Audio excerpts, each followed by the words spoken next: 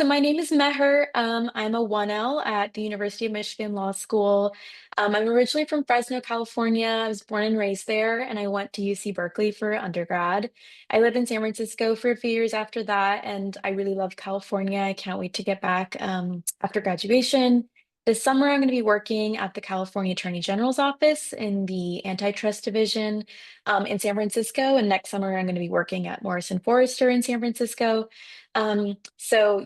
Very strong California roots, and I love the state with all my heart. And I can't wait to get back. I took a lot of political economy classes in college that kind of introduced me to the principles of antitrust law. And I think they kind of gave me the tools and the vocabulary to understand what I had grown up seeing my whole life, which was the consolidation of a lot of agrochemical companies in my hometown, the Central Valley, which is a very agricultural hub. And so I saw how that affected local growers and kind of took away their leverage. And I saw how these very big, tangible, sometimes abstract or intangible abstract concepts can affect people's everyday lives. So that kind of piqued my interest in the field as a whole. I'm really interested in like the modern implications of it. So what it's going to do with algorithmic pricing, especially in California, where we have a ton of tech companies and the AI boom is really gaining speed. I'm really excited to see how antitrust lawyers in California deal with that. Yeah, so I'm really excited to just deepen my understanding of how antitrust law works. How both state and federal actors work together on antitrust issues. I'm really excited to deal with that, especially this summer in my internship at the California AG's office. I'm really excited to learn from attorneys who have a lot of experience in this and can teach me how to navigate these really kind of big, complex issues.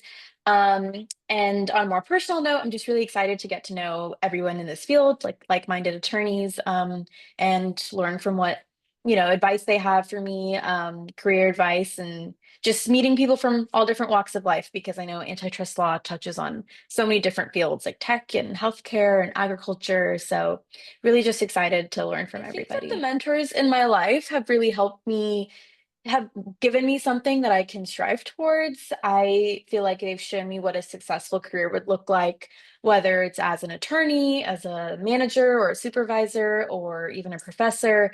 And it can be kind of hard to envision yourself in those positions when you're just a student or a junior employee. And so just kind of learning from the way they carry themselves and their successes and failures has been really valuable to me. And I think especially the mentors in my life that have been women of color have had the biggest impact. I had a professor in college who was also Punjabi American, and she kind of took me under her wing and brought me on as a research assistant for a lot of the projects she was working on. And that was amazing because I think without that connection that we had, maybe she wouldn't have given me those opportunities, and I learned a ton from her.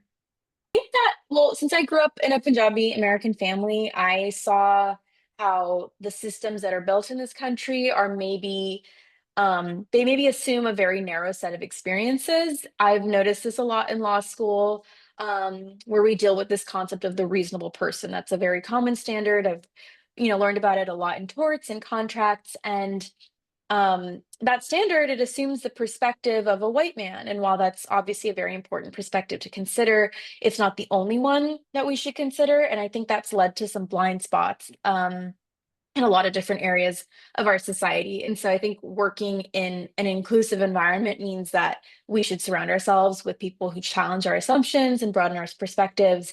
Because I think any room that we work in should really represent the community that we live in and represent what that looks like.